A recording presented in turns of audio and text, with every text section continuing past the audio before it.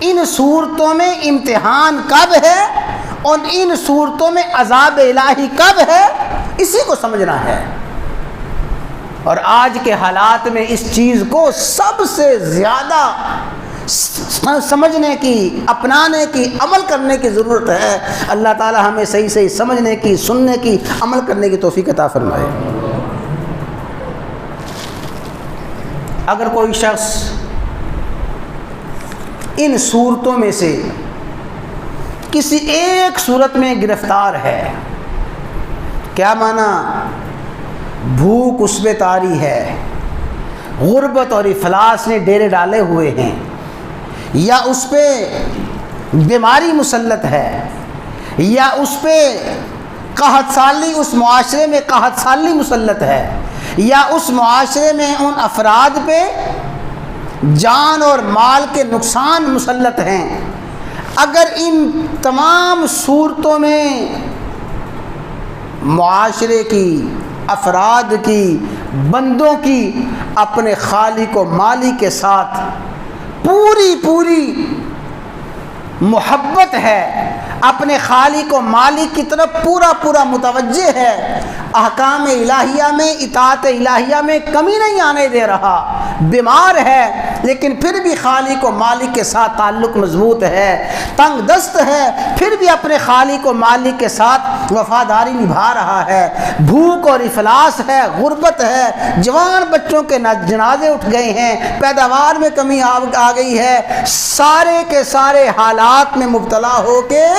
بندہ کہتا ہے الہی تیرا شکر ہے، بمصیبت گرفتارم بمعصیت نہ گرفتارم، یا اللہ آپ کا شکر ہے مصیبت میں پھنس گیا ہوں، کسی معصیت میں نہیں پھنسا۔ اللہ اکبر، اللہ اکبر۔ اللہ ہمیں یہ حقیقت سمجھنے کی توفیق عطا فرما دے۔ اور یہ جملہ جو میں نے عرض کیا ہے حضرت امام احمد بن حنبل رحمہ اللہ تعالیٰ کا جملہ تھا،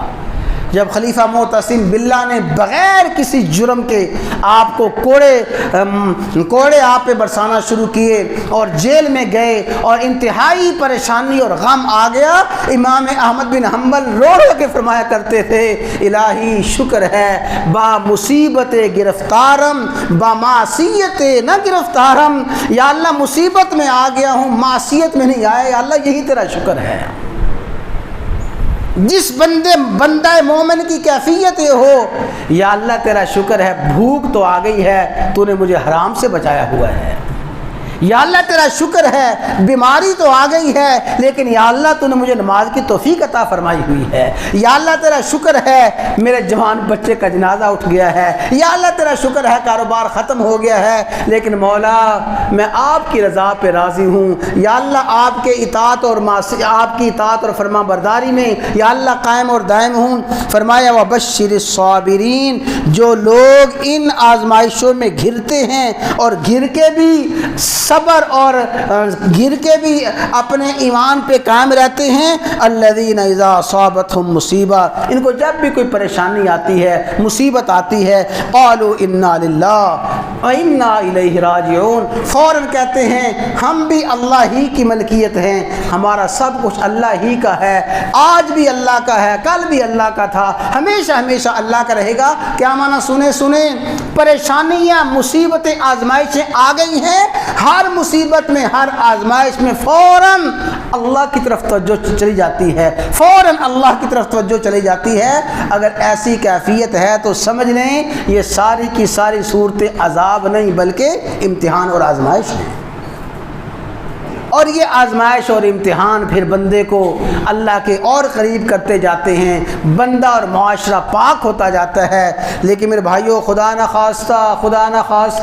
اللہ نہ کرے، اللہ نہ کرے، اللہ نہ کرے، اگر کیفیت ایسی ہو جائے، بیماری آئی، پہلے کبھی مسجد میں آ جاتا تھا، بیماری آئی پہلے کبھی اللہ کے حضور سجدہ ریز ہو جاتا تھا، جب سے بیماری آئی ہے بالکل مسجد کو چھوڑ بیٹھا، بالکل اللہ کا ذکر، اللہ کا دھیان چھوڑ بیٹھا، غربت اور افلاس آئی اور پریشانی آئی، بالکل اپنے خالق و مالک کو بھلا بیٹھا۔ اگر خدا نہ خواستہ یہ کیفیت ہے تو سمجھ لیں کہ یہ کیفیت اللہ کے عذاب کی ہے، امتحان کی کیفیت نہیں ہے۔ فرمایا والا نبلونکم، اے میرے بندو ہم تمہیں آزماتے ہیں، آزماتے رہیں گے۔ کبھی تم پہ خوف آ جائے گا، کبھی بھوک آ جائے گی، کبھی تمہارے مالوں میں نقصان ہوگا، جانوں میں نقصان ہوگا، اور کبھی تمہاری پیداوار میں نقصان ہوگا، لیکن ان تمام نقصانات کے باوجود بشارت ہے، خوشخبری ہے صابرین، صبر کرنے والوں کے لیے۔ اللہ، جوان بچہ فوت ہو گیا، بشارت ہے صبر کرنے والے کے لیے۔ بھوک اور افلاس اور تنگ دستی اور بے روزگاری کی انتہا ہو گئی، ان حالات میں بشارت ہے صبر کرنے والوں کے لیے، اور شکوہ شکایت کرنے والوں کے لیے، خالق و مالک سے بغاوت کرنے والوں کے لیے، اپنے خالق و مالک کو بھول جانے والوں کے لیے یہ عذاب ہے، یہ گرفت ہے، اور اللہ تبارک و تعالیٰ کی طرف سے پکڑ ہے۔ تو آج کا معاشرہ، میں اور آپ اور ہمارا سارے کا سارا معاشرہ ان حالات کا شکار ہے۔ بھئی ان حالات سے بچنے کی جتنی تدبیریں ہیں، ان حالات سے بچنے کی جتنی تدبیریں ہیں، سب سے بڑی تدبیر یہ ہے ہم اپنے اللہ کے ساتھ اپنا تعلق مضبوط کر لیں، ہماری فرما برداری میں، ہماری دعاؤں میں، ہماری التفات الہیہ میں اضافہ ہوتا جائے۔ حالات جتنے تنگ ہو رہی ہیں، پریشان ہو رہی ہیں، اللہ تعالیٰ کے ساتھ تعلق مضبوط ہوتا جائے، تو پھر یہ حالات وہ ہے کہ جیسے بھٹی سے لوہا صاف ہو کے کندن خالص بن کے نکلتا ہے، یہ حالات اہل ایمان کو، مومن بندے کو ایسا ہی خالص پاک صاف کر دیتے ہیں